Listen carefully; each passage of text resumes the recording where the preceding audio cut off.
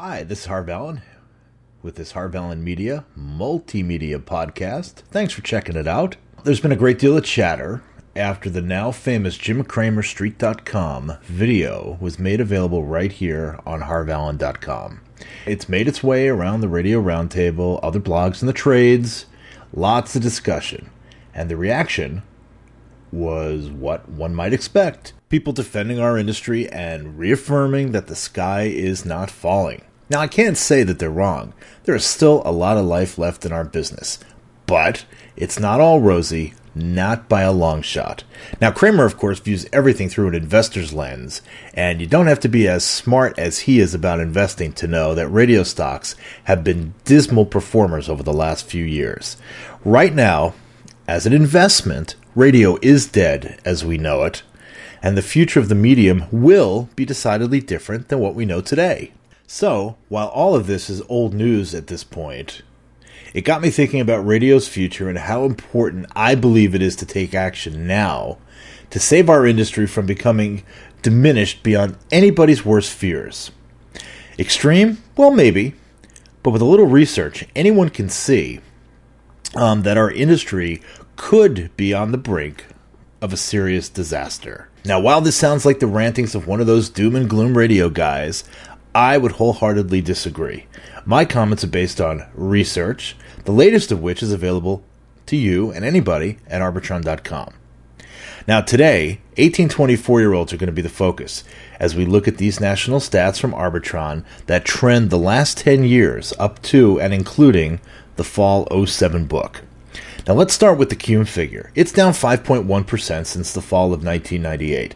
Overall, pretty solid. We could actually live with a reasonable decline like 5.1%.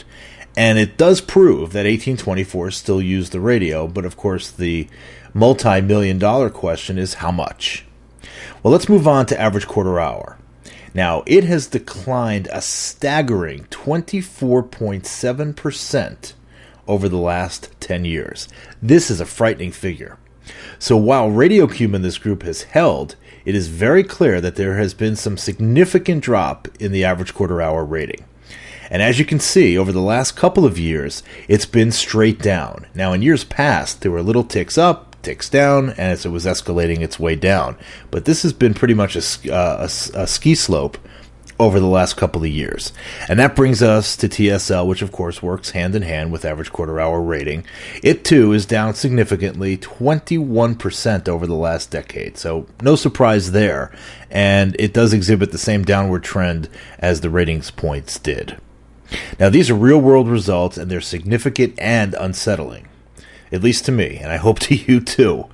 And I believe that without significant actions, this trend is going to continue in the years upcoming. In my view, the next 5 to 10 years are going to be critical for the radio business. If we can reverse the trend with this group, we can reasonably expect to remain solid, the radio industry remain solid, for quite a while longer. Now, if we fail, I don't need to tell you how bleak things could look in just 3 to 5 years. And of course, this research is all rearview mirror, so what happens next from a technology standpoint? Well, you'd have to put your futurist cap on for that, and of course, all of that is up for debate.